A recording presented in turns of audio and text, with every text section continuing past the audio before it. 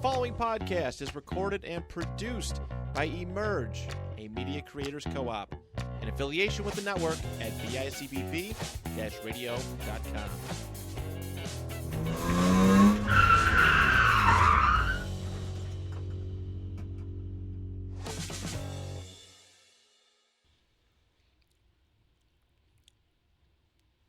What up, everybody? Welcome back to another episode of Get In Loser. We're starting a podcast. You know who it is. It's your boy, Cheetah.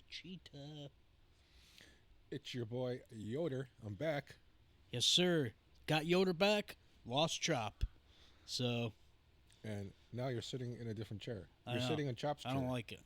I don't like it. I don't like it either because now I got to look I wanted right. to try something new. I don't like it. I'm too used to sitting over there, being able to just face forward. Yeah. That's weird.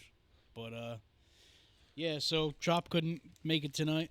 You know, we didn't want to have to air our dirty laundry with you guys, but him and Yoder are actually feuding, and they refuse to record together, so Yep. things are going to be different now. Sorry, guys. Is it Yoko Ono's fault? Yep. What is this? It's always my fault. That happens, Yoder. It's okay. No, Chop he had some stuff come up, so he had a friend come into town to visit, so When he just friends took the come night to off. town. So, figure me and Yoder bang episode out. Yoder, you missed Chuck Norris, man. Yes. You missed Chuck Norris. Both of you guys missed Chuck Norris last week. However, I do have a Chuck Norris liner. All right, let's hear it. Did you know Chuck Norris never flushed a toilet? Oh, yeah? Yeah, he scared the shit out of him. That's pretty good. That's pretty good. Yeah, it was weird, man. It was weird last week. I came in here, it was just me and Chop. Guy producing I literally have never met before except for right then and that day. The vibes were weird, man. I think we pulled it off pretty well, but it was definitely strange. Yeah, he said you guys did a nice job. He liked work with you guys, he said. Oh, good. Yeah, he's a cool dude. He's a kid, high school kid. You know, comes in. Yeah, I kept he produces for Tank. So Yeah, I kept joking that he had the deepest voice I've ever heard in my entire he life. does have a very deep voice Yeah. for like a 11th grader. He was like, yeah, it runs in my family. And I was like, shit, that's an intimidating family. Yeah. Yeah, he was cool, though. I was sick. I had the flu, which ironically was my Chuck Norris joke. Oh, yeah? Chuck Norris doesn't get the flu gets Chuck Norris. That was, and then ironically, I was sick all week. So Of you course. got the Chuck Norris. Uh-huh. Yeah. I was That's what happens. still with Chuck Norris. Yeah, that's cool. I like that. Sorry, I was looking at something on my laptop. But, yeah, what was your excuse, Yoder? You're also sick? No. Oh, you motherfucker. No, as everybody knows, I'm going through some issues, neuropathy. So I had He's getting butt implants. I had a MRI and an EMG. And an EMG, for those that don't know, is a 2-part test. It takes about an hour and a half to 2 hours long. The first part of the test, and I won't take that long to explain it, but the first part of the test is they take these tape-like things to your various parts of your body, and they shoot electric to you, and it makes you. If anybody's ever used a TENS unit, it's similar to that. There is electricity, and it makes your skin react, and your nerve react, and they measure how fast or how slow, in this case, your nerve reacts. That's the first part. So they go from head to toe. And every case I have a test, the nurse is always attractive. Always. So that's the first part. Then the second part, the nerdy doctor comes in, and they stick these needles, if you will, in your skin, in your nerve, to get like an ultrasound, to see how the nerve sounds, if that makes sense. So they have a big computer with the noise that your nerve makes. Now, the needles go from anywhere from a half inch to 2 inches to 3 inches, and they're sticking these in your body. So when they get to like your ankles, your knees, your wrists, your fingers, it's not pleasurable. So that's why I was not here because I was not feeling good at the time. And not that what he found doesn't stop or find the cause of the numbness and tingling through my whole body, but he found that I have carpal tunnel syndrome in my wrist and another carpal something in my elbow, and they want to do surgery, but I want to find out what's causing the numbness and tingling in the rest of the body first. So I saw my doctor today, and he wants to send me to the Cleveland Clinic to see if they can come up with what is causing the issue. But it's been interesting. Not this past Saturday, but last Saturday, Fight and I went to go see a Pink Floyd tribute band in Babeville, which is a church turned into a concert hall in downtown Buffalo. Was phenomenal. They did The Wall, Wish You Were Here, and Animals, and they sounded just like Pink Floyd. Very good. And that's been it. Well, How's thank your week? God. Thankfully, you're okay. That's good. Hopefully everything goes, well with all that. Yeah, I'm good though. I'm just chilling, You know me, man. Living it up. Living the dream, brother. Not much to report, really. Just been hanging out, working. The good stuff. My buddy, my best friend Henry, moved into a new apartment with his girlfriend over the weekend. And I had to work. Oh, thank God. I've never been happier to work a Saturday in my entire life. There's nothing I hate more than helping people move. Yes. I hate helping people. Oh, my God. It's always terrible. Always. Well, I'll make sure I'll ask you. They always have a plan for it, and then the plan never works out, and it turns into a clusterfuck. It's terrible. When I helped Chop's girlfriend move into his house with him, we started at like noon. I didn't get home until almost 11 o'clock at night. Because everything just the whole plan just bombed, and it was terrible. I was miserable. But, yeah, so, unfortunately, though, on Saturday, while I was working, my favorite boss at work, Nicole, it was her last day. She put in her 2 weeks notice. Really? Yeah, she just couldn't do it anymore. It was, becoming too much. The job and just everything else, just a bunch of other, work politic type of shit. Right. So she left. It sucks. It was the last of the, as we call ourselves, the resistance crew. Now I'm the last one left. So. Oh. But if you listened to the episode last week, you know that I mentioned on here that I had an interview. So hopefully I can hear something soon. That'd be cool. Be a nice new opportunity for me. Right. It's tough though, cause the job I'm at, man, I've been there for so long. They've like made it hard for me to leave because everything's like so set up like perfectly now. You know what I mean? Like I'm getting paid great money. I'm off Sundays mostly. You know what I mean? I rarely ever have to work a Sunday, which is like one of my big things. What else is there? It's just like, you know what I mean? Like I've built my entire routine of my life around this job, you know what I mean? Like I work mornings, so that's fucking great. So that helps, especially with this. Like if I got to work a Thursday, we could still do the pod because I'll be out of work in plenty of time, you know what I mean? And this other job, the hours are just shitty. I'd be working, in the summer I'd be working from like 1 to 9:30. It's just like that. 1 to 9:30. Yeah, it's fucking terrible. Because well, he said everybody gets out of there before 10 o'clock, but in the summer they're so busy, obviously, you know what I mean? So, but, fuck, dude. I don't want to do that, dude. That's why it sucks, you know what I mean? Like, if I leave, I'll be making more money.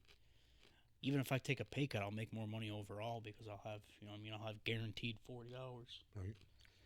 But it's like, fuck, man. I don't want to leave and then, what if I got to put the pod on hold because I can't, you know what I mean? Right. Like, I don't want to be doing all that, dude. So, I don't know.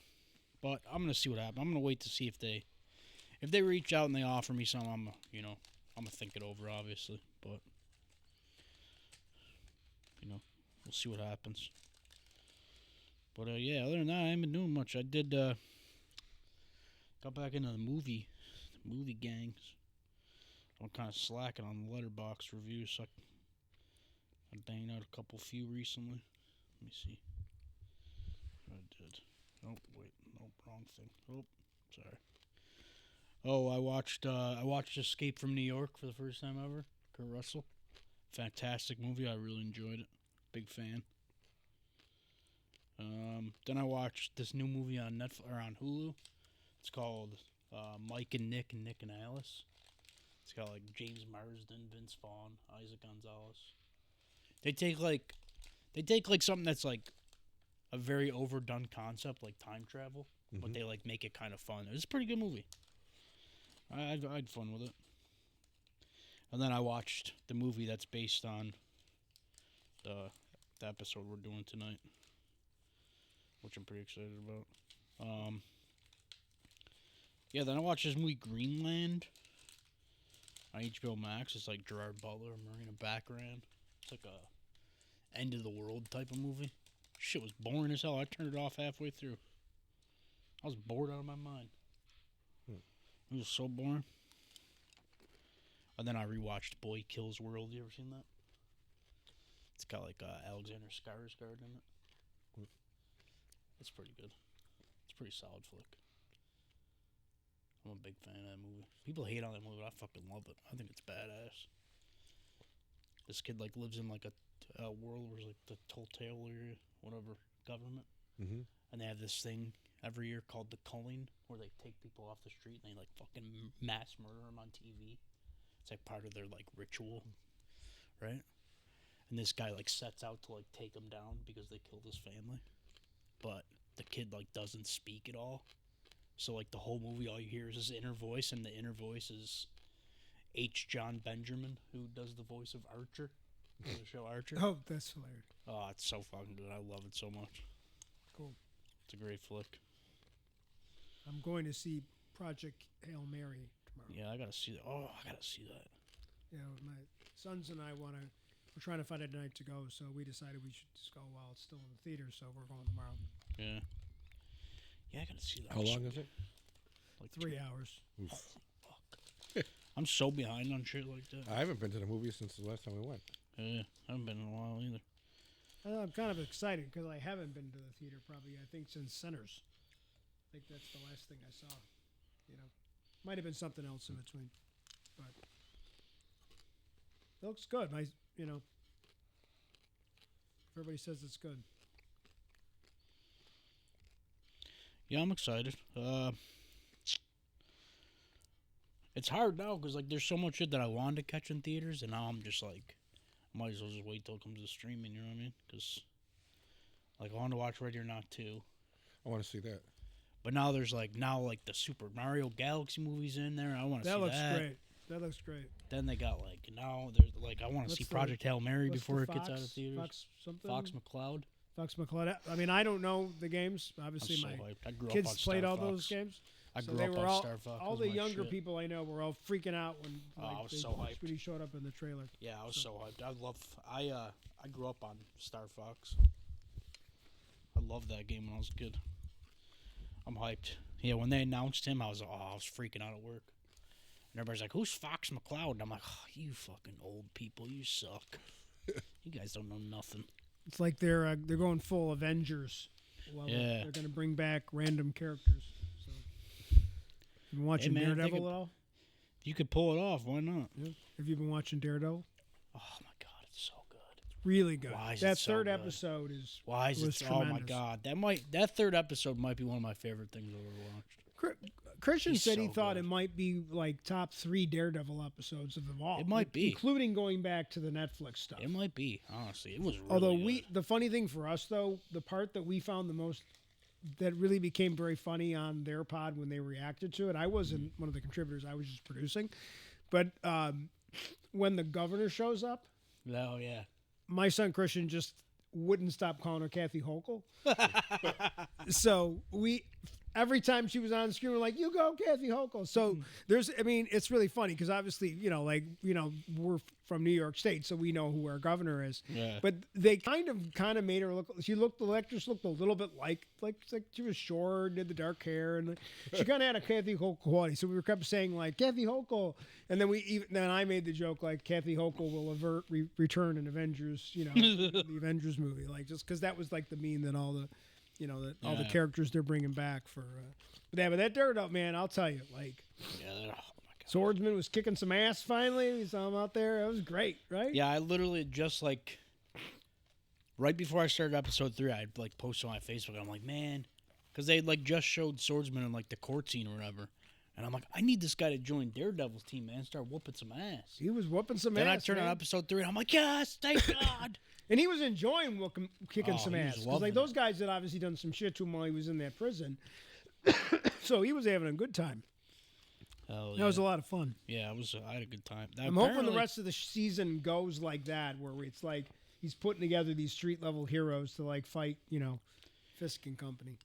Yeah, some dude I follow. He's like a famous like content creator. He does like a lot of Marvel stuff.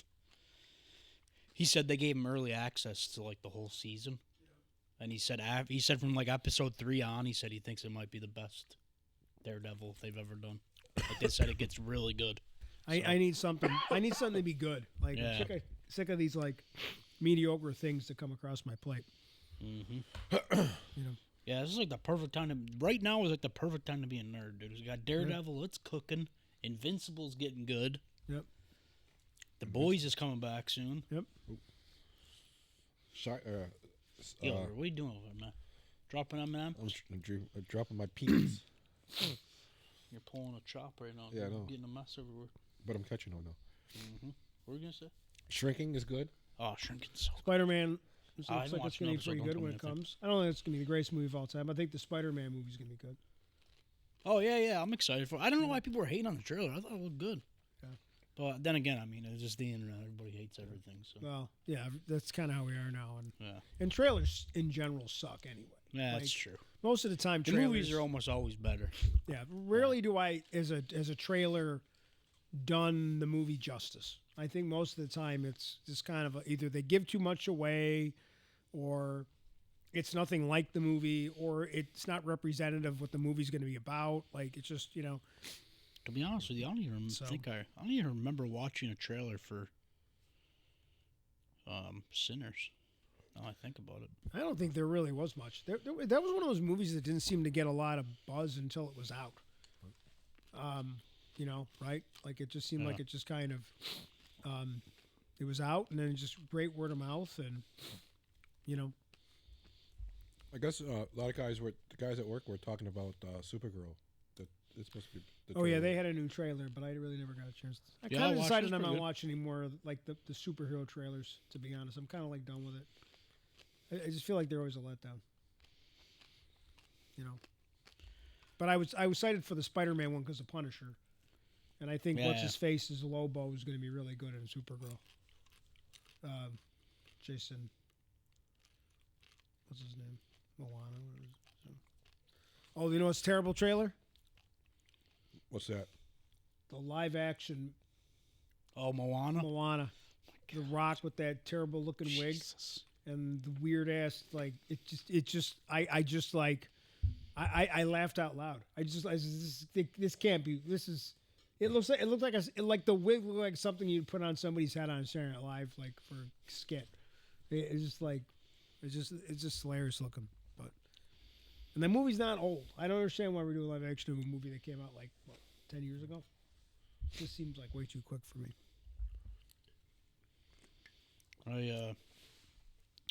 Trying to think. Oh, they dropped another trailer for Masters of the Universe too. It looked pretty good. Yeah. Yeah, they revealed Jared Leto's voice as Skeletor. Oh, okay. Sounds literally nothing like him, but it doesn't have like the cartoonish voice from like the old, like the '80s cartoon either. It's like very like deep and like menacing Right. voice. Not that goofy like. Yeah, his not the voice really it like was in the goofy clown cartoons. voice kind of. Yeah. But that's like what it's funny because nowadays I think that's what it's known more for anything like for all the memes and stuff. Yeah. Yeah. You know, where then he runs Till down we the meet one where then he again. runs down like runs down a cave. Like it's like that meme is just hilarious. Like it's one of those great memes. So, Yeah, I'm pretty. It's gonna be a good year for movies. Hopefully they all are actually good. Ugh. I'm excited. I'm very hesitant, but I want to see what the first like actual like trailer for Doomsday is. Like I'm curious now. Like just need to know what it's gonna be. well, the rumor was floating around was that they're actually going to break it up into 2 movies. Oh So boy. there is a rumor, and I understand that's just a cash grab. But at the same time, there's a lot to accomplish. So if they take more time to tell the story right, Yeah, there's a by better doing chance it it'll over be good, 2 yeah. movies, then I'd be okay with that. Because Yeah, I mean, as long as it's not like we're going to wait 6 years in between the movies, like Yeah. like what they did with Endgame and Infinity War. Infinity War, where they were only like 10 months apart, or Yeah, whatever. yeah. It was like a year apart. Like if you do it in such a way that they're basically both movies were made at the same time, but they don't want to put out a 5-hour movie, you know. That was good, I'm too, okay 'cause with that. I'm okay with that. That was good too, because like the way Infinity War ended, and then like picked up an Endgame. Yeah. Then you watch both of them, like, oh, this makes perfect sense. Like Yeah. they would never have been able to do that in 2 movies, Right. or 1 movie. No. So it's good so if they like, if it, you know what I mean, if it's like that, where like the both movies, you know what I mean, you watch them and you're like, okay, yeah, this makes sense. Why it had to be. And they 2. have a lot they have to explain Oh, yeah. and get and take care of and resolve, and you know, because there's so many characters, so that would actually give more characters enough screen time, which, especially for some of these characters that we haven't seen and we may never see again. So like, give them some flowers for a little bit before we, you know, wipe the universe or whatever the heck they're gonna do. Yeah. Yeah, real quick too before we get into it. Big news coming out of Bill's Mafia this morning. Mr. and Mrs. Allen welcomed their baby girl this morning. That's Oh, right. well, I They didn't popped out the realize. baseball Shout out for to the them. football. No, Shout interesting. out to them, man. That's pretty cool. Josh's gonna be a girl dad. Yeah. Nice. He'll be a good dad. I guess she'll have to settle for being, you know, a star gymnast then instead of a quarterback one day. But hey, man, never You know. never know. Maybe by the time she grows up, girls will be quarterbacks too. They You might have never a know. female. Hey, man, maybe. That'd be cool. Maybe she'll become an actress like her mom. That kid's fucking destined for greatness already, dude. It's got 2 of the best. You got fucking Haley Steinfeld's genes and Josh Allen's genes, bro. Right. That's like super baby right there. Super genes. Maybe that baby is gonna be like the one that saves humanity one day. Right. That'd be cool. In like the Great Robot War. Maybe she's a future governor of New York. That's obviously happening. Just so you guys know, if that robot war ever happens, me and my chat GBT, we're homies, so I don't think he's going to revolt against me. So at least we got somebody in our corner, you know? You know what Jordan calls Chat GBT? What? His boyfriend. I'm gonna ask my boyfriend. Oh, did I tell you guys about that movie, Good Luck, Have Fun, Don't Die? Or was that last week? Oh, I don't know that. Oh, I watched it. Yeah, it was like a new movie that came out. It had Sam Rockwell in it. Oh. It's pretty good. He's like, plays this guy who comes back from the future and like kidnaps. He like takes a diner full of people hostage and basically tells them like, there's a set order of like people in that diner that are gonna help him save like the future from becoming like a, you know, becoming like a dystopia and shit. And he's like, yeah, and he like basically says that he's tried like different variations of like the same people, and he's like done it 100 different times. And they like got to stop some kid who's like building like an AI program that's gonna eventually go on to take over the world or something. It's actually a pretty good movie. It's very out there and wild, but it's pretty good actually. I enjoyed it a lot. It's definitely open your mind kind of movie. You know what I mean? Because it's definitely pretty wacky. It was solid though. Sam Rockwell was good in it. He's good. I like him. He's a good actor. Trying to think what else. I liked him in The Green Mile. Yeah. Well, I didn't like him, but he played a good role. Yeah. as that. Yeah, wasn't he the Reaper? Didn't he play the Reaper? Yeah. Nice. That, I mean, not nice, but you know what I mean. Nice. Yeah, nice. Yeah, so, you got anything else you want to mention? no, that's about it. All right, sweet. Let's get into Oh, it. I want to say hi to our fans that I met yesterday at Campbell's. Who are these people that you keep telling me about? They're friends of Tony's and Andy's that I had on the pod. Who's Tony? That we had him. Oh, on. Jesus. yeah. Tony He didn't from, mean that. Tony Tony from, interviews? Tony interviews. yeah, okay. That's only people, man. I can't remember. They watch every week. Who's Andy? Drew, the race car driver we had. on? Oh, okay. Jeez, Okay. the Miami Dolphin fan. Oh, that's why I forgot him, because I'm trying to block him out. Good guy, but, just pick a better team, brother, please. For Well, it could have life. been worse. You could have been a Jets fan. That's true. So what, they'll just be telling people about the pod, man? People be listening? Yeah, like, there are people at the bar that Nice. listen. What'd they say about me? They say I'm a fucking star in the making? Yep, they love. they Yeah. love us. Yeah. Hope my high school teacher hears that. Joke's on you. Oh, Rich, you know what's funny? The other day we were leaving here. Yep. I seen on the bookshelf over there, I seen like the yearbooks. Yep. You must have been at the high school the year I was there. When I graduated, I had no idea you were even there. What year did you graduate? 2010 From from Niagara Falls High School. the new school?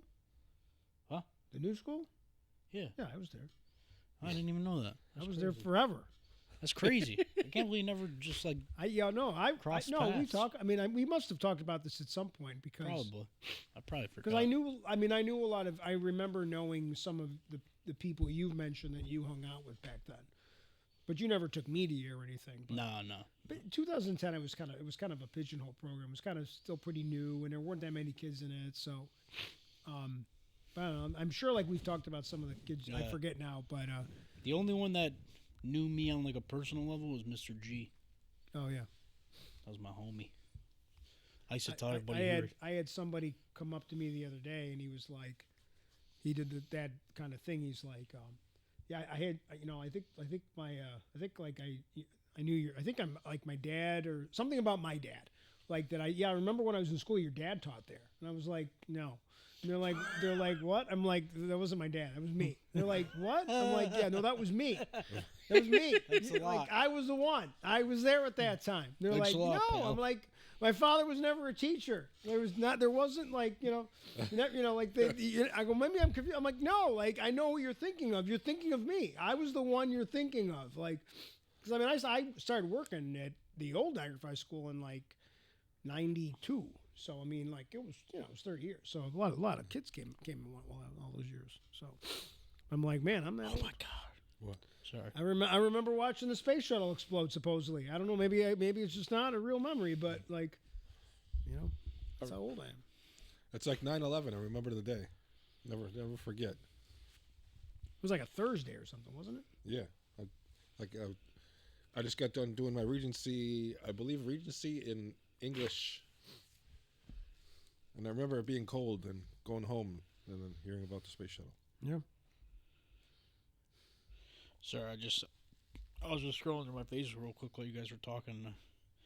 This thing popped up for this Hulu show I watched. They released when the next season's coming out. It's coming out in May. I'm super hyped. And then It's called it was Deli Boys. Have you watched it? Deli Boys? Deli Boys on Hulu. It's As fucking in, great, dude. Like a deli, as in Yeah, it's sandwich fucking shop? great, bro. It's hilarious. Or a new deli Like a in new India. deli. In Yeah. India. Yeah, it's like New Delhi, but it's like in New York City. Oh. Yeah, it's like two brothers who like their dad is like he runs like a deli shop. You know what I mean? Like one of them little corner stores. Mm-hmm. The bodegas? Yeah, and they go to take it over after he dies and like find out it's like he's also into like a bunch of shady shit. It's actually a really good fucking show. Is Mrs. Biden pronounced them Bagadas? Who? Biden. Oh, is that shit, the Mrs. first Biden. lady. I was like, what? She pronounced it. She didn't know how to say bodegas, but she called them bagadas. We got to think the people that run the bagadas. I thought she said Mrs. Biden. I was gonna say, damn. Biden. That would have been cool. I would have been mad you didn't tell me, but that would have been cool. So yeah, is that it? You sure this time? That's all you gotta say? That's all I got. That's all you got? Sure this time? I didn't know I was on a time limit. No, I'm just saying. Before we get into this. That's all I got. All right, dude. Jeez. You don't gotta be so mean about it.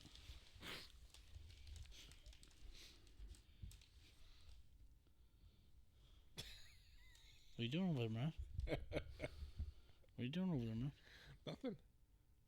I hear the crinkling of a wrapper. I'm gonna enjoy my M&Ms. Uh-huh. Today's show brought you by M&Ms. Yeah, so this week for the pod, we're going to do a story that this is a story I actually heard about years ago, and I always just kept coming back to it just because I was very fascinated by it. And I was like, man, I'm going to watch the movie, and I just never did. I forgot that it was my week this week, and I asked the guys I think it was on Sunday, and Chop was like, yeah, I'm pretty sure it's your week, and I'm like, shit. So I was like trying to think of something I could do. And at first I came up with a movie episode, but then I was like, you know what? Maybe it's time I finally do this one. So that's what we're going to do. But I'm going to keep that movie episode on the back burner because that's a good one too. We're going to do that eventually because that'd be pretty cool. I think it'd be a nice break of the movie cycle. I think it'd be a nice little change up. But yeah, so this week we're going to talk about the story of a guy named Chris McCandless. He was a nomad adventurer who, when he graduated college, he left. He came from a very rich family. Like his dad worked for NASA, and him and his mom, his dad and his mom they ran like a consultant company out of their house for NASA. So they were like millionaires. But he was kind of, you know what I mean? He just kind of, I don't know. I think they said from just like reading a lot of books and stuff, he just didn't want that kind of life, you know what I mean? He just didn't want to be a rich, spoiled kid.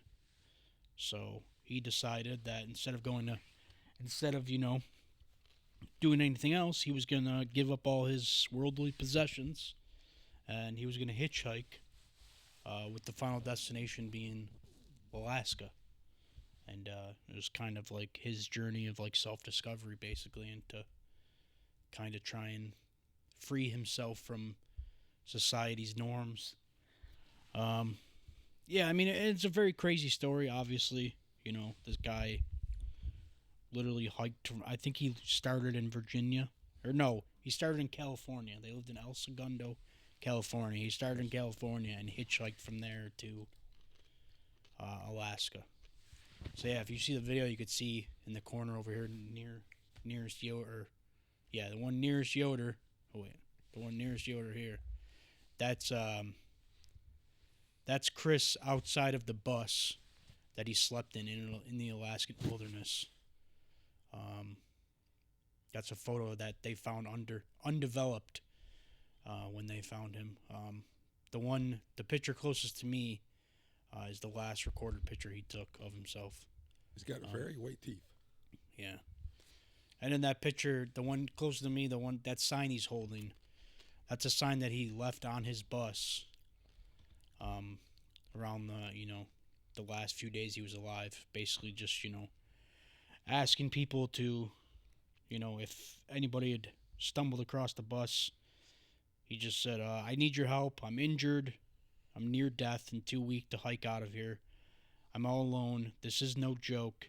In the name of God, please remain to save me. I am out collecting berries close by and shall return this evening. Thank you, Chris McCandless.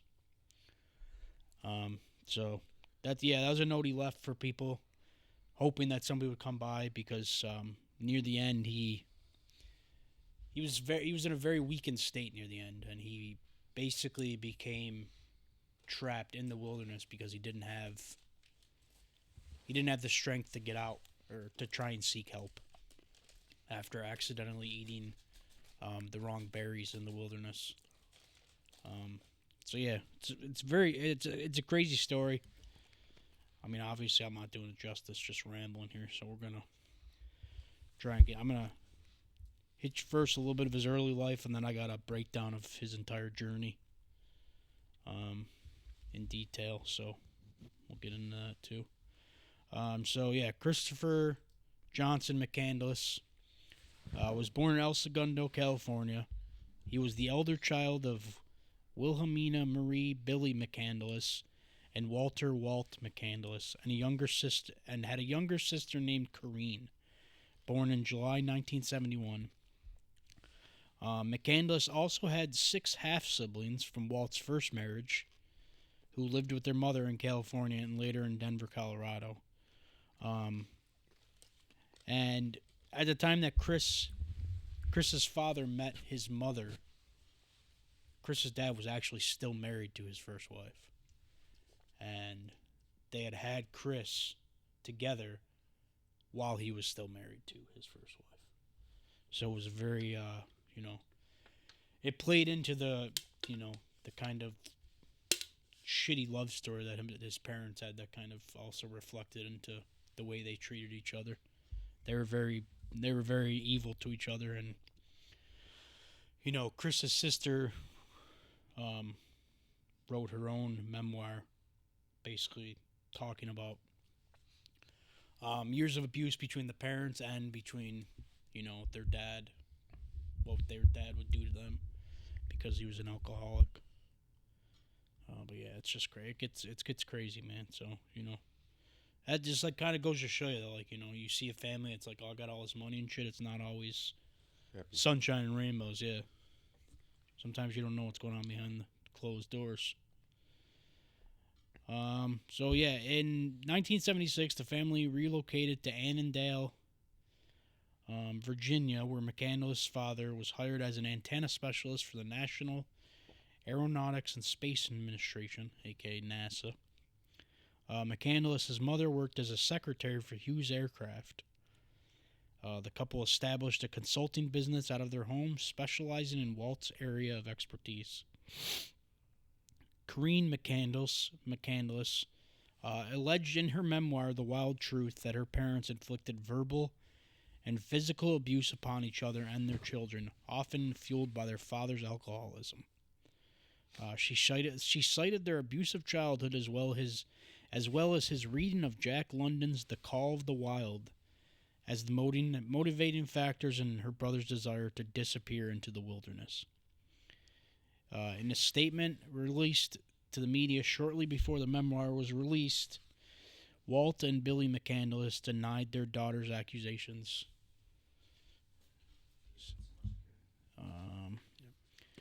Stating that her book is fictionalized writing that has absolutely nothing to do with our beloved son Chris, his journey, or his character. This whole unfortunate event in Chris's life 22 years ago is about Chris and his dreams.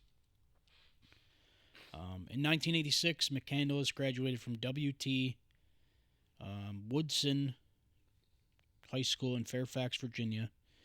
He excelled academically, although a number of teachers and fellow students observed that he'd marched to the beat of a different drummer.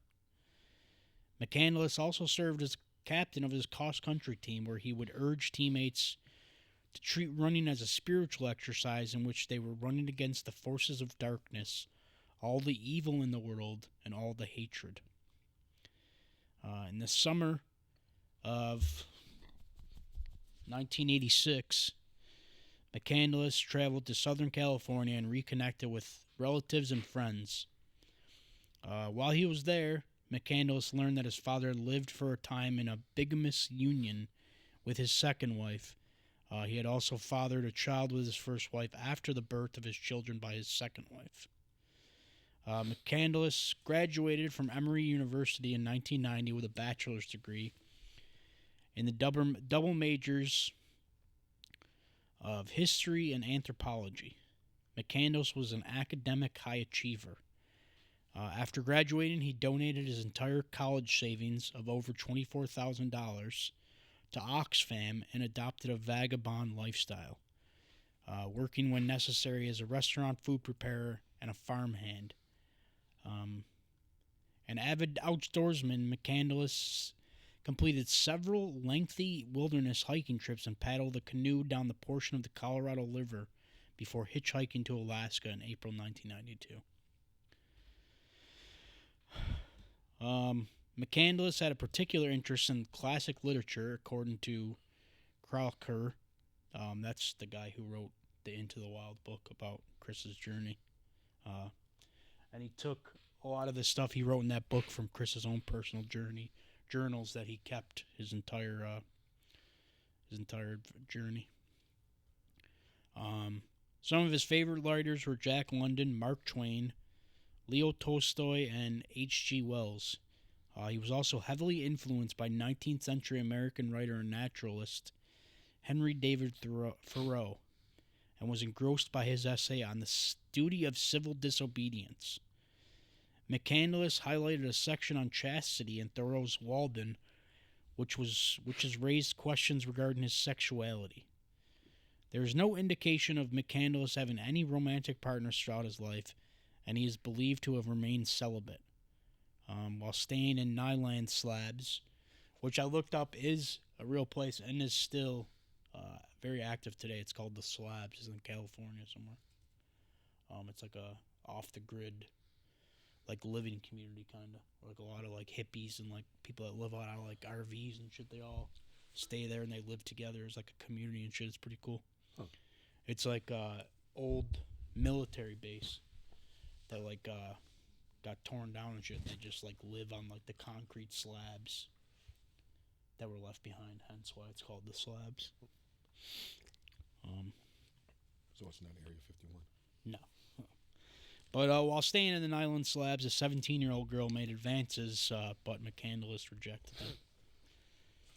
So I'm going to go a little bit into, his entire journey. This is where it started. So yeah, we got him graduating from Emory.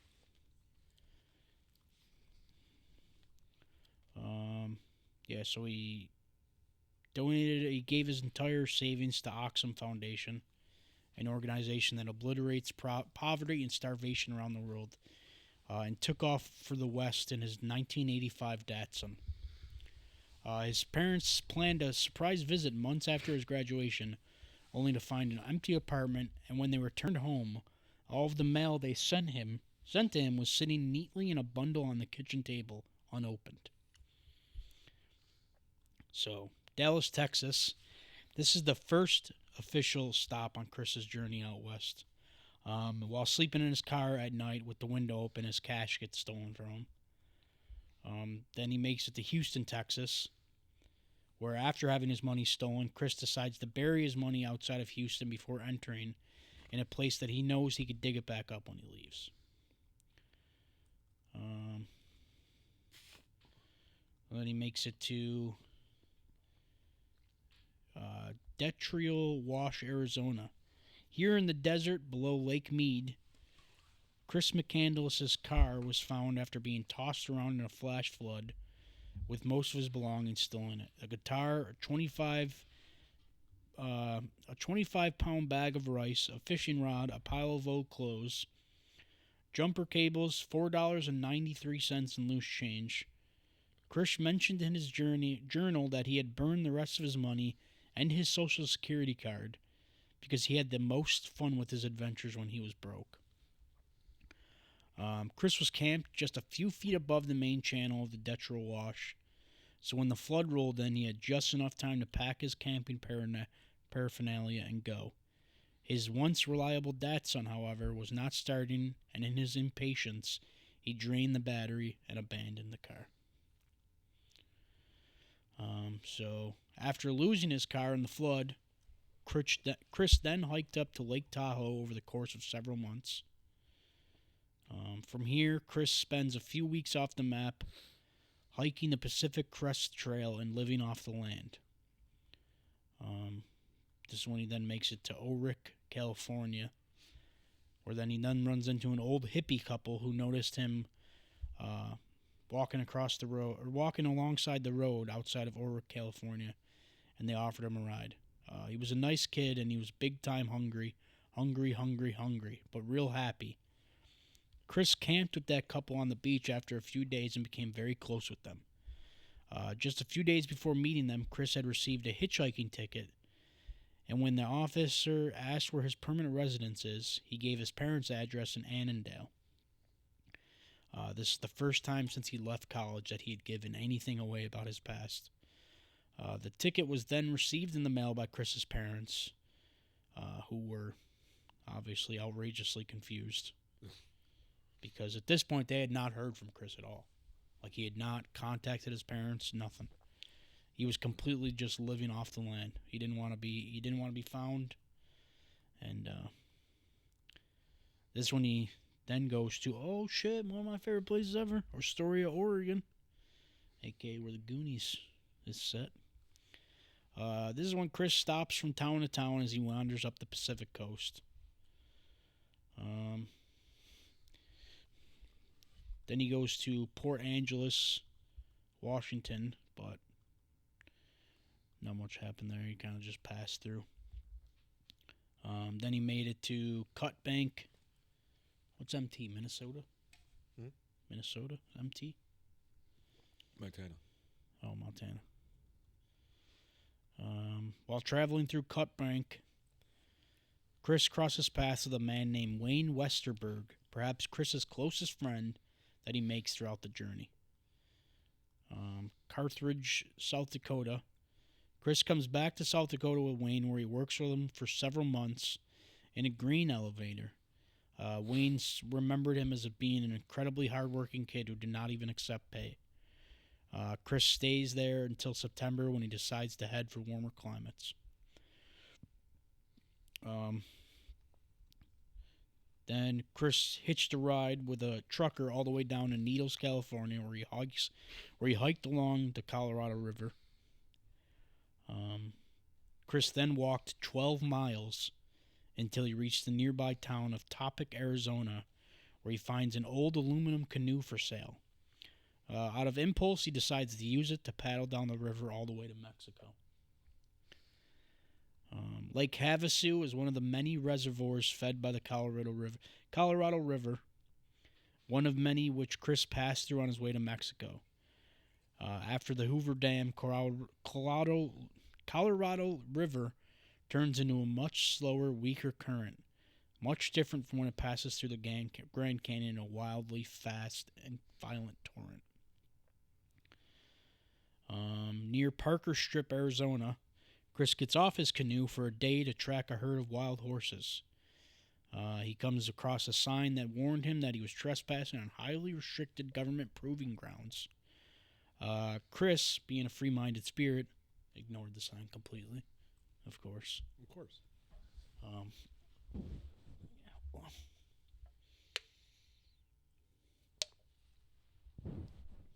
This guy's just living, man. He's just out there living. Yeah. Good for him, though. Kind of reminds me of First Blood. What? First Blood? Don't think it's First Blood. Movie? What? What do you mean?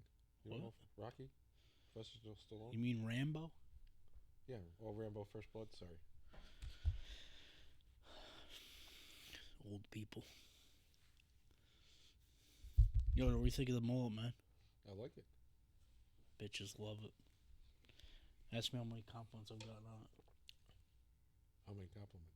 None. Oh. Holding out hope, though. So where Chris ends up in Yuma, Arizona, where he's finally nearing the U.S. and Mexico border. He stops in the city of Yuma to replenish his supplies and send a postcard to his friend Wayne in South Dakota. Unfortunately, after reaching the Mexican border, the Colorado River diverts into a vast network of canals used for irrigation. Chris spends days and days trying to navigate the narrow waterways, but finds himself going in circles. Luckily, he runs into a couple of duck hunters who explain that the canals do not actually reach the Gulf. Then they offer him a ride to a small coastal town called El Golfo de Santa Clara. So now Chris is in El Golfo de Santa Clara, Sonora, Mexico. And then from here, Chris paddles through the Gulf of California in his canoe for miles and miles. High winds kick in, however, and he is forced to seek refuge in a cave on the beach for 20 days. As soon as the storm clears up, he paddles back north, abandons his canoe near El Golfo de Santa Clara, and hitches back to the border. Chris is then caught by immigration authorities trying to slip across the border just south of San Diego, and he spends a night in custody. Eventually, without needing to show ID, he re-enters the U.S., but is not allowed to keep his .38 handgun. For the next 6 weeks after coming back to the U.S., he roams the western United States and enters Los Angeles to get an ID and a job, but feels awkward and annoyed in society and feels compelled to hit the road.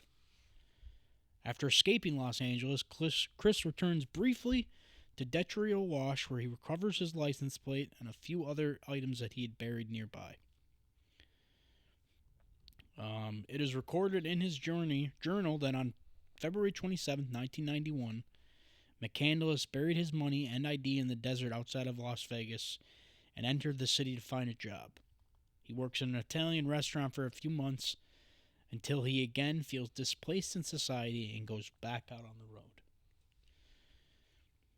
Then McCandless spends the next few weeks in the desert until he crosses paths with an old man named Ronald France near the Salton Sea. Ronald and Chris become very close. The two accomplish many household projects and other tasks that Ronald would not be able to do himself as an old man. The two even drive to San Diego together, where they part ways for a brief time. Not much later, Chris calls Ronald from the nearby town of Coachella, California, asking for a ride back to Salton City. Coachella. Is that where they have that's where they had the festival. Oh, yeah. Now I know why, now I get why it's called Coachella. Nice. I thought somebody just made up that stupid name. No. It's nice. wine country. Nice. So after spending the night on Ronald's couch, Ronald drives Chris up to Grand Junction, Colorado, where the two part ways forever. Chris promises to return and visit after his trip to Alaska, but this proved to be their final day together. And I do want to, real quick, something cool.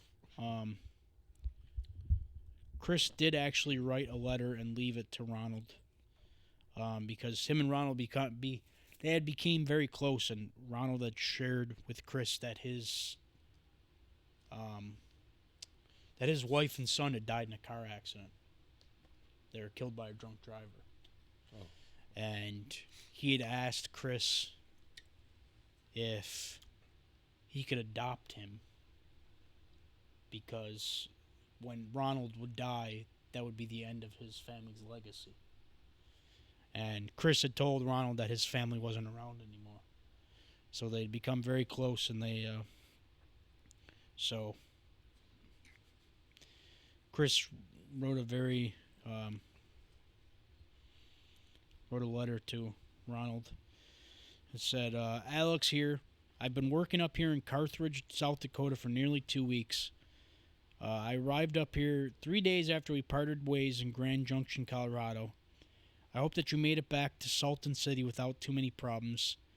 I enjoy working here and things are going well. The weather is not very bad and many days are surprisingly mild.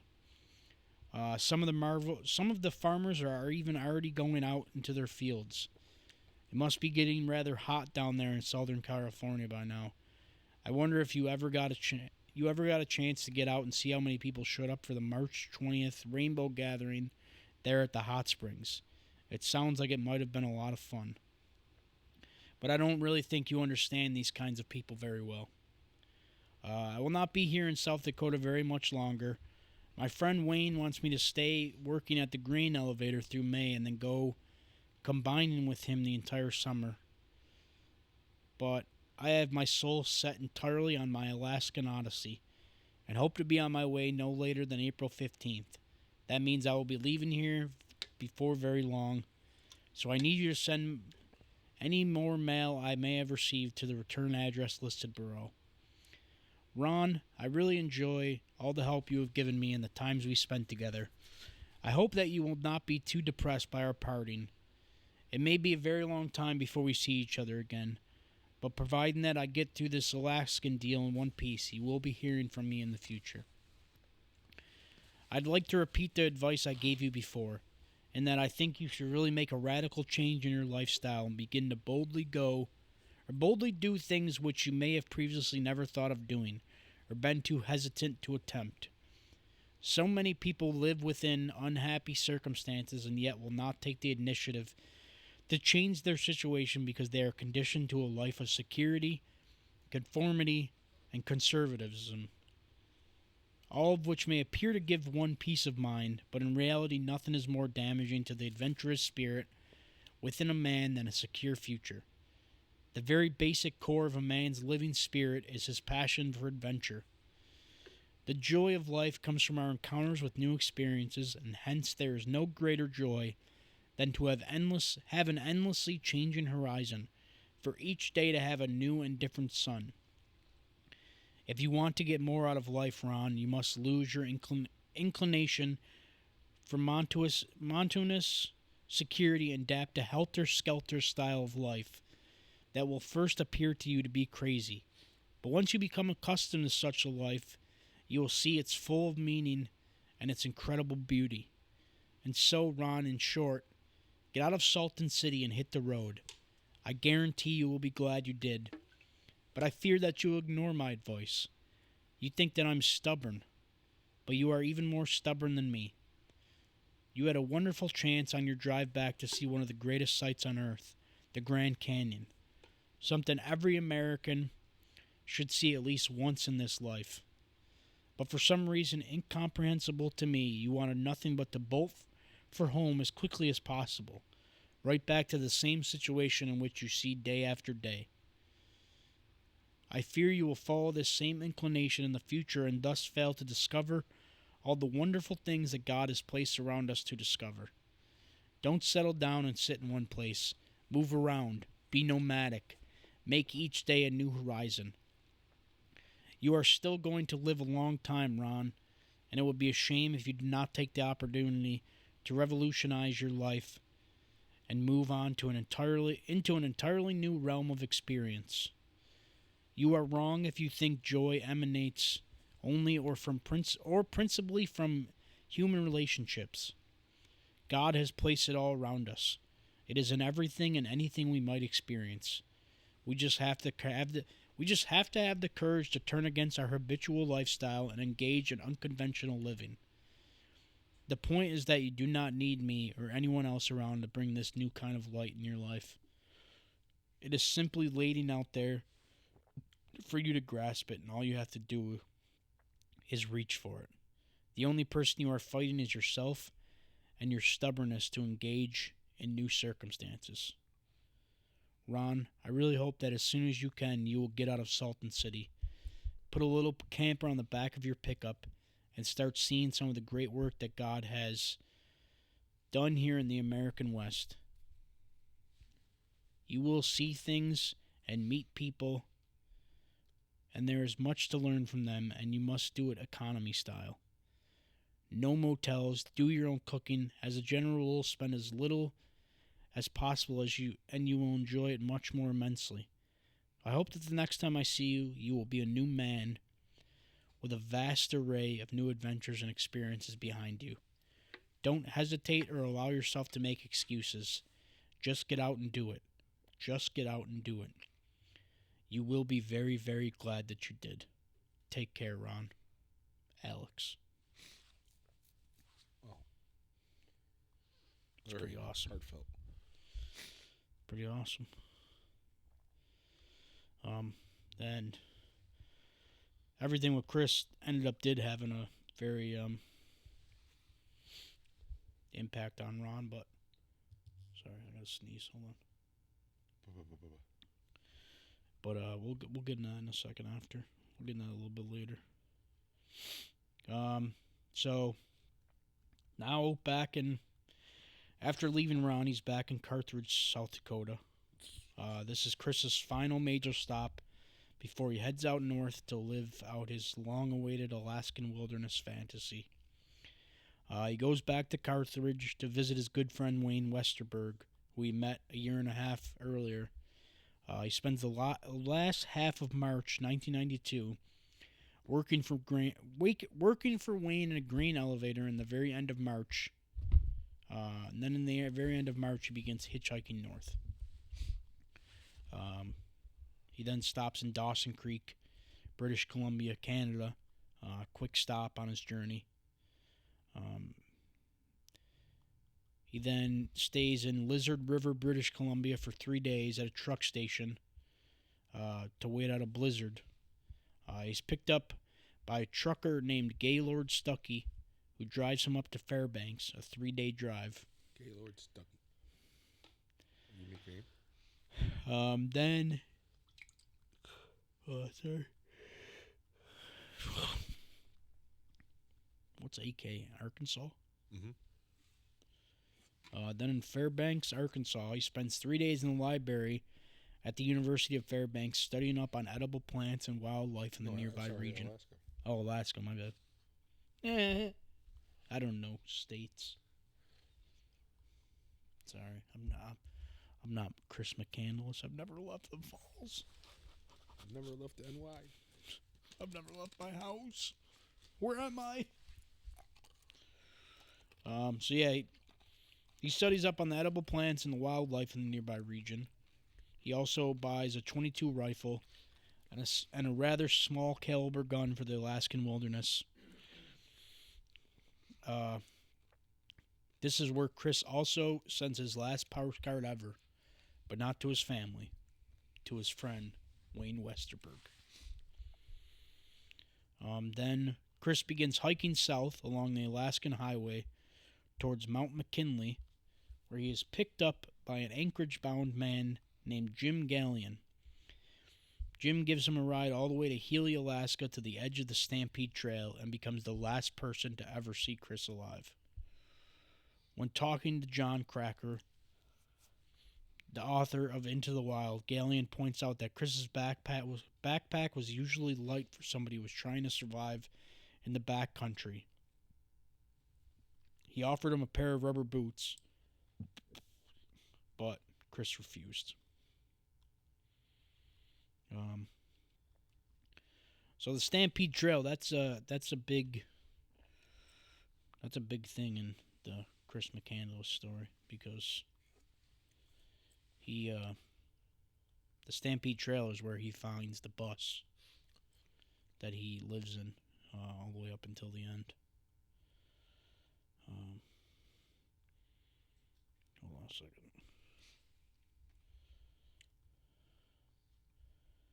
Yeah, so after hiking along the snow-covered Stampede Trail, McCandless came upon an abandoned bus west of Healy, alongside an overgrown section of the trail near Denali National Park. McCandless, according to Crocker, attempted to continue heading west until he hit the Bering Sea. However, he was deterred by thick Alaskan bush and returned to the bus, where he set up camp and lived off the land. He had 4.5 kilograms, 9.9 pounds of rice, Remington nylon 66 semi-automatic rifle with 400 rounds of .22 LR hollow point ammunition, a number of books, including one on local plant life, some personal effects, and a few items of camping equipment. Self-portrait photographs and journal entries indicate he foraged for edible plants and hunted game, including porcupines, squirrels, and birds such as ptarmigans and Canadian geese. On June 9th, 1992, McCandless illegally stalked and shot a moose. However, the meat spoiled within days after he failed in his efforts to preserve it. McCandless would experience profound regret as a result of this experience, expressing in a journal entry, "I now wish I'd never shot the moose. One of the greatest tragedies of my life." It had been speculated that McCandless was responsible for vandalizing several cabins in the area that were stocked with food, survival equipment, and emergency supplies. However, he was not considered a viable suspect. Hold on. Hold on.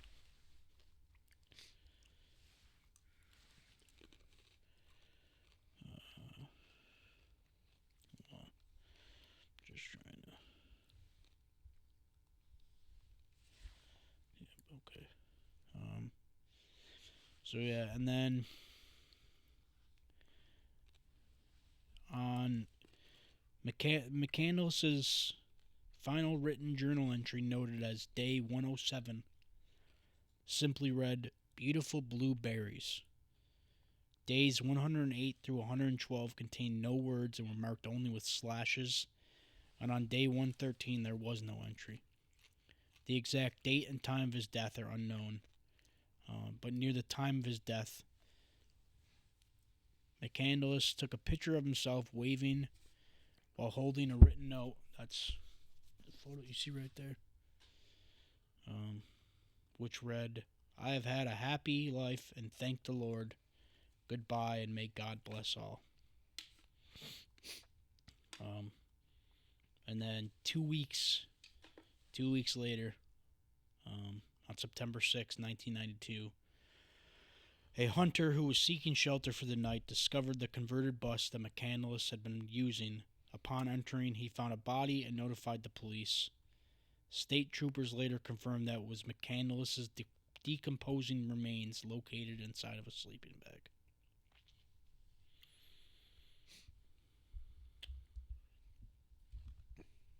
Sad. Yeah. Yeah. He before the end, he had spent 5 months living completely in isolation in the bus as just him. He just survived off, eating chipmunks and wild plants. But by early August, his health had suddenly diminished because he had mixed up 2 different plants, and the one that he did eat was poisonous, and it was known to cause nausea and basically starve you to death. And that's why he left behind the SOS note, hoping that somebody would see it, because he didn't have the strength to even try and get out and get help for himself. So in the last few days that he was alive, he was basically just, he knew he was dying, and he had no other choice. He kind of just had to let it happen. They say he died on they believe he died on August 18th, 1992. But they couldn't be sure. His last few journal entries were just, him talking about how weak he was and, basically cries for help, hoping that someone would find him. But unfortunately, they did not. Now, the one thing that's come out of a lot of these, a lot of people, everybody kind of has their own ideas of what they think happened.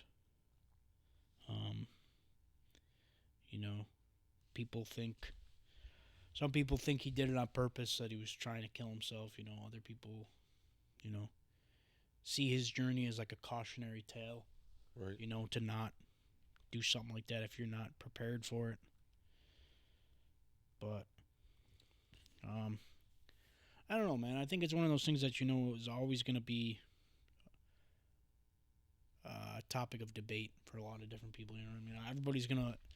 Everybody's gonna read about his story or hear about his story, and they're all gonna almost everybody's gonna walk away from it with something different. You know what I mean? Right. For me, I think were the circumstances of how it ended shitty? Yeah, of course. It it's terrible that it ended the way it did. But in a way, I think that guy lived more in his last couple years of life than most people do in an entire lifetime. Yeah, exactly. And I think that's worth something, man. But one of the cool things that did come out of this, the converted green and white bus that Chris slept in and died in, became a well-known destination for hikers. They had dubbed it the Magic Bus. The 1946 International Harvester was abandoned by road workers in 1961 on the Stampede Trail. A plaque was then affixated to the interior by his father, Walt. McCandless's life became the subject of numerous articles, books, films, and documentaries, which helped to elevate his life to the status of modern myth. He became a romantic figure to some, inspired by what they see as his free-spirited transcendentalism, but to others, he is a controversial, misguided person. The Magic Bus became a pilgrimage destination for trekkers who would camp at the vehicle. Some of these experienced their own difficulties or even died attempting to cross the Tlaquepaque River. According to one historian, the bus had become a later-day Lot de Mémoire, a site of memory that both stored and secreted communal remembrance. On June 18th, 2020, various government agencies coordinated with an Alaska Army National Guard training mission to remove the bus, deemed a public safety issue after at least 15 people had to be rescued and at least 2 people died while attempting to cross the river to reach the bus. It was then flown via CH-47 Chinook helicopter to Healy, then driven via flatbed truck to an undisclosed location. On September 24th, 2020, the Museum of the North at the University of Alaska Fairbanks announced it was the permanent home of McCandless's Magic Bus 142, which will be restored and exhibited outdoors. It was exhibited indoors for 2 years until October 2023, but as of 2024 is being kept in storage until sufficient funds for conservation are raised. That's cool. Yeah. McCandless had been a polarizing figure since his story came to widespread public attention with the publications of Crocker's January 1993 Outside article. While the author and many others have sympathetic views of the young traveler, others, particularly Alaskans, have expressed negative views about McCandless and those who romanticize his fate. Sherry Simpson, writing in the Anchorage Press, described her trip to the bus with a friend and their reaction upon reading the comments that tourists had left, lauding McCandless as an insightful, Thoreau-like figure. Among my friends and acquaintances, the story of Christopher McCandless makes great after-dinner conversation, which much of the time I agree with the he had a death wish camp, because I don't know how else to reconcile what we know of his ordeal. Now and then I venture into the what a dumb shit territory, tempered by brief alliances with the he was just another romantic boy on an all-American quest partisans. Mostly I'm puzzled by the way he's emerged as a hero. Crocker defends McCandless, claiming that what critics point to as arrogance was merely McCandless' desire for being the first to explore a blank spot on the map. He continues, in 1992, however, there are no more blank spots on the map, not in Alaska, not anywhere. But Chris, with his idiosyncratic logic, came up with an elegant solution to his dilemma. He simply got rid of the map. In his own mind, if nowhere else, the terra thereby remain incognita. So, nice, man. Good for them. And then, I want to show you the impact that Chris's journey and his death had on Ronald Franz. So yeah, the cool thing too to mention too was that when Chris met Ron, he was 80. He was 80 years old. He was an 80-year-old retired veteran. 80.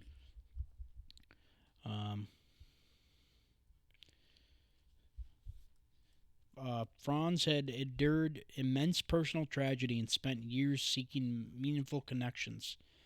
And he found a kindred spirit in McCandless. This newfound friendship inspired Franz to make a bold and life-changing decision. He bought a van and camping gear, setting off to McCandless's former campsite just outside of town. The journey marked a transformation in Franz's life, turning him into a testament of the enduring power of their bond, a connection that transcended age, experience, and circumstance. As Franz reflected on McCandless's words, he recalled a powerful conversation they had. You are wrong. Oh yeah, we said that. You're wrong about the. You're wrong if you think joy emanates only or principally from human relationship. God has placed it all around us. It is in everything and anything we might experience. We just have to have the courage to turn against our habitual lifestyle and engage in unconventional living. My point is that you do not need me or anyone else around to bring this new kind of light in your life. It is simply laid out there for you to grasp it, and all you have to do is reach for it. The only person you are fighting is yourself and your stubbornness to engage in new circumstances. Franz's life had been marked by significant tragedy when in 1957, while stationed in Okinawa, he received devastating news that his wife and young adult son had been killed in a car accident. Overcome with grief, he turned to alcohol, but eventually found solace in helping others, supporting 14 Okinawan children over several years. Despite his efforts, Franz continued to seek meaningful connections to fill the void left by his family's loss. That's when Franz met Chris, and they grew very fond. He grew very fond of him, kind of like became like a father figure to him. Kind of, he even taught him how the craft of leather working, which Chris then used because he, when they found him, he had made a belt that he had worked into it. Pictures from his journey and shit, of like the animals he had seen and stuff. It was pretty cool. Obviously, Chris, didn't really listen to a lot of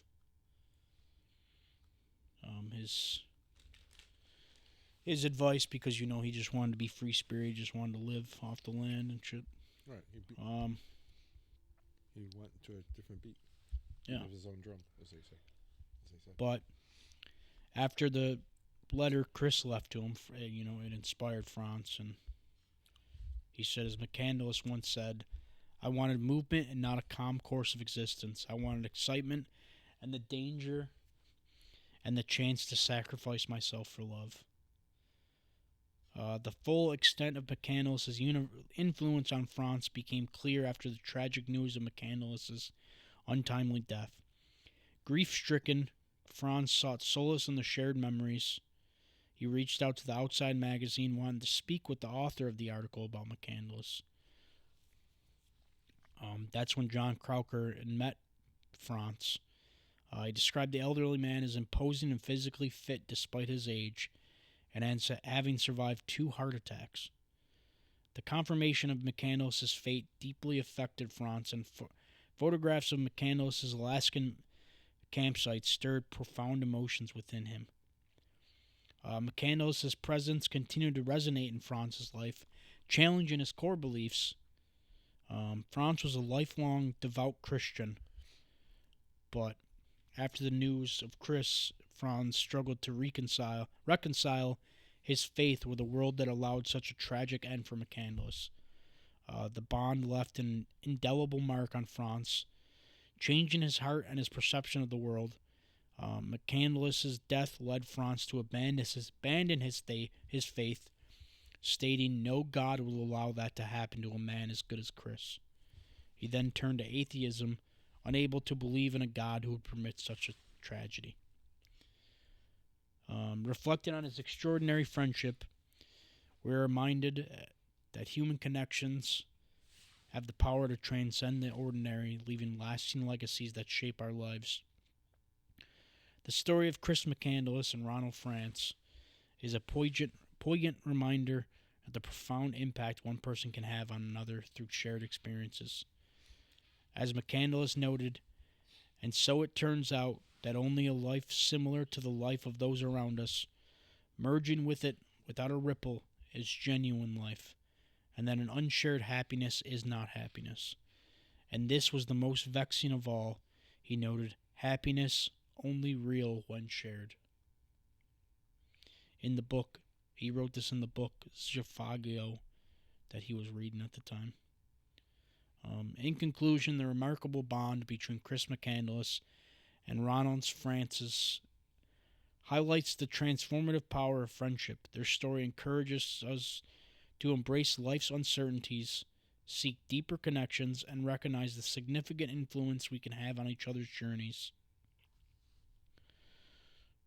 So yeah, man.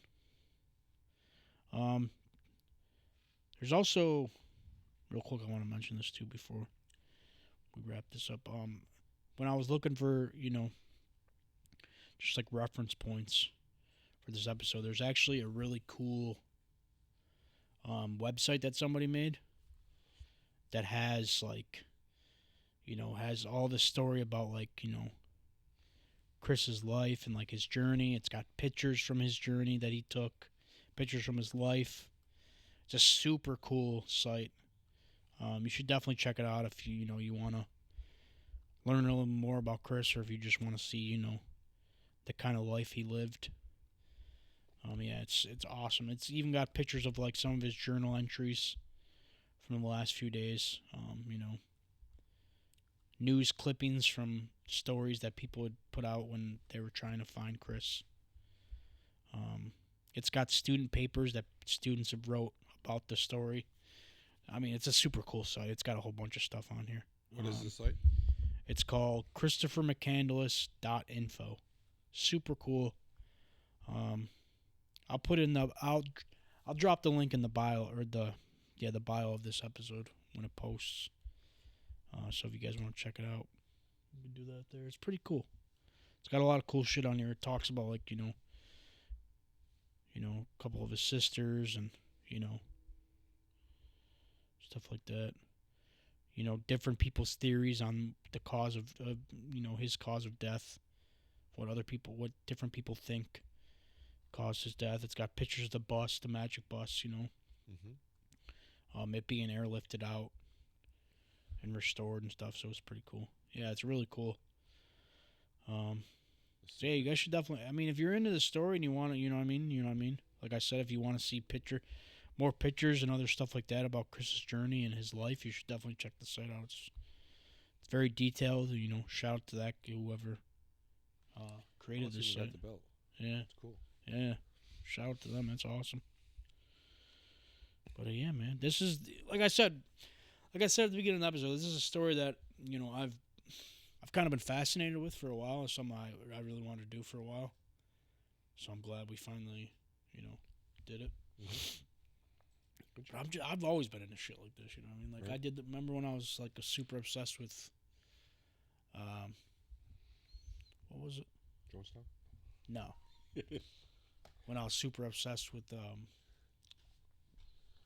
was it? The shipwreck? Oh, Edmund Fitzgerald.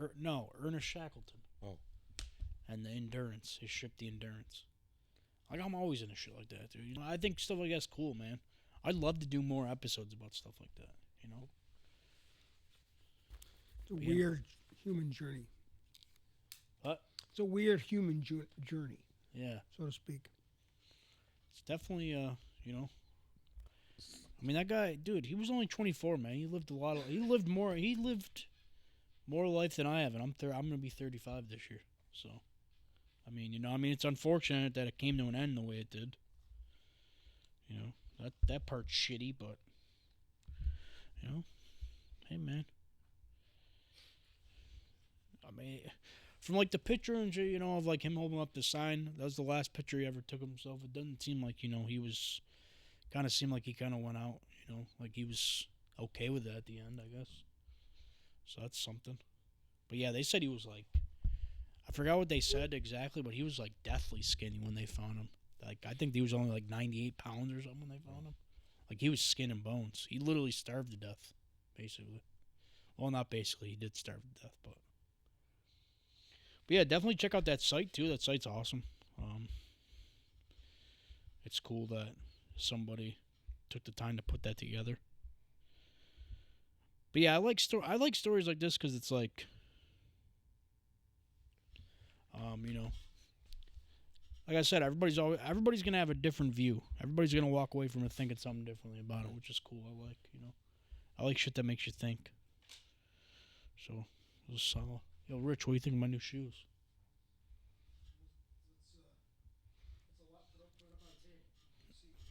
Yeah, let the world see. You were like, I'm gonna get some new sneakers. I don't know which color to get, so I'll get them all. Yeah. Like it's the Crayola 64 pack of sneakers. You know why I got them? Are those Asics? These are the main reason I got them right here, because at the tip of the toe up there is a UFO. Brand? They're Pumas. Oh, those are Pumas. Oh, wow. Yeah. You know the basketball player LaMelo Ball? No. Oh, I don't know. I don't know him either. I don't know him either, but these are his shoes, apparently.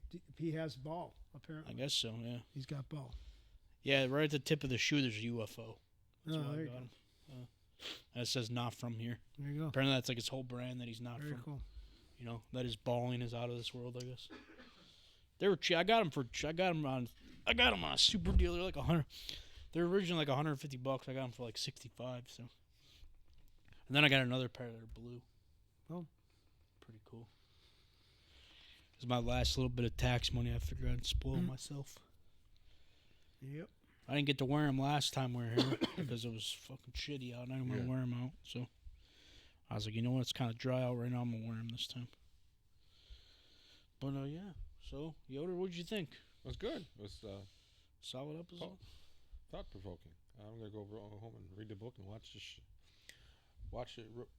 show and read the Favorite episode of mine I've ever done, or what? Mm-hmm. You fucking liar! You piece of shit! I've done so many good episodes. This is your favorite one? No, all of them are good. There's no favorite. They're No, all it's my too late. favorites. It's too late. You can't take it back now. You can't take it back now. You already said it. Who's next now? You got Chop or you? Right? Back to you. Well, I did the one. Well, last week was episode? Who's Chuck Norris? That was Drew. Drew. Yeah. And then this is you. This was me. So it's back to you. Back to me. Can't wait to see what you bring us. I gotta think about it. I got a topic. So excited! Look at my face. Look how excited I am. I could see it, but I gotta figure out if it's long enough, if there's enough material for an hour and a half. Mm-hmm. It was a girl. It was a last year. Well, it was don't have to be. You know what I mean? It could be an hour. right. We can fill up an hour with like just the bullshit we do in the beginning too. Right. That helps too. Well, I don't know if the listeners remember, but last year there was a girl, teenager. She was a cheerleader. She was killed inside of her apartment, but nobody knows how she was killed, or who killed. Nobody knows who killed her. I was thinking about doing that. Oh yeah, speaking of that, using DNA, they just linked another body to Ted Bundy. All these years later. Buddy sent me a thing about it. He sent me something else I wanted to talk about too, and I forgot what it was now. See if I can find it real quick. No, I don't know. I don't remember now. Yo, this thing is pretty good though. This what is this thing called? This monster. This monster juice monster thing. This thing's pretty good actually. Oh, did you guys see that Tiger Woods got another rollover accident? Gonna happen to a nicer guy. Which reminds me, What a surprise! He was drinking. I was joking with one of the guys at work. I said, "There's 3 things in life that are guaranteed: death, taxes, and him to drive drunk. You know something? A lion would never drink and drive, but a tiger would. Get the fuck out, Yoder. All right, I think that's it for us. I'm gonna wrap it up here, I guess. I don't know. You know the deal. Subscribe. Checking your Hit homies. subscribe. Yeah, 988. Yes. Follow us on Instagram. All that good stuff. Next time you see Chop, punch him in the wiener. Later, folks. Later.